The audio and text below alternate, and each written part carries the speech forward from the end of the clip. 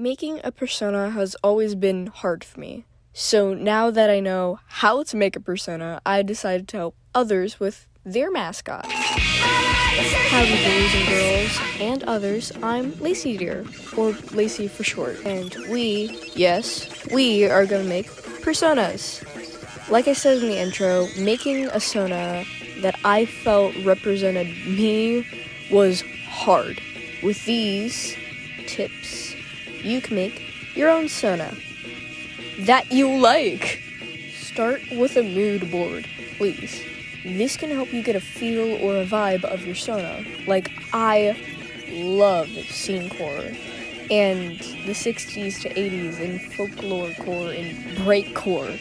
At first, this may look hard to combine all these different styles together, especially if you have a very diverse taste in what you like to wear.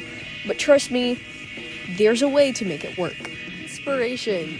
You can get inspiration from anything. Music, colors, other personas. I was inspired by music, the music style breakcore. It's so unique and beautiful, I just had to incorporate it into my persona. You can base your sona off of anything. You can be a human, you can be a dog, you can be a fish, you can be an armadillo, you can be an alien. You can be a paper towel dispenser. It does not matter. Because it's you expressing yourself. There should be nothing wrong with that. And if anybody makes fun of you for it, just remember they might like your sona later on. So just go out there and express yourself. For instance, I based my sona off of a jackalope. I've always loved bunnies and deer, so a jackalope was the perfect option. Learn about your heritage. Learning about your culture and background can help you with inspiration. For instance, I'm from the South, so the flannel and jackalope was a perfect choice. Look at your favorite characters! Some of my favorite characters have some stuff in common, like Tenna and Vox both have TVs on their head, and Spring Bonnie and Charlotte from Stomach Book are both glammed out bunnies, and I absolutely love it. So looking at some of your favorite characters can really help you with your persona. You can have multiple personas. I like to call this the Iron Mouse method because Iron Mouse uses more than one model, so you don't feel trapped with only one sona. Make a mini sona, especially if you're doing content. A mini sona can also be interpreted as like chibi, but a mini sona is exactly what it sounds like. A little less detailed version of your own sona. Examples like Femtanol/Token or MPD Bunny, I don't know how to say their name. A lot of YouTubers have mini sonas, but it's not just limited to YouTubers. Take inspiration from yourself. It sounds obvious, but this can actually really help you. I have these big ass ears that stick out.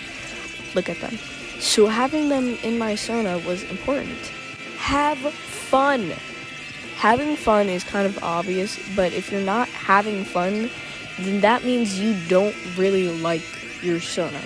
Make a few more sketches of your sona if you have to. That's totally fine. It doesn't matter how long it takes as long as you like the final product. Think of your sona as your mascot, not yourself. I know that sounds a bit weird, especially this video is about making personas, but trust me, this helps way more than you think it does. It kind of releases the pressure off of this has to represent me, you know? It's like designing an OC. It's not you, but it still has the stuff that you like. And to me, the most important rule is you don't have to have a sona. Yep, you don't have to have a sona. Yes, having a sona can be useful, but you don't have to have one. You don't have to represent yourself in your art. You don't have to draw yourself. You don't have to do anything like that because it's all up to you. So with this information, go make your sona. Or not. And yes, the auditions for voice acting are still up.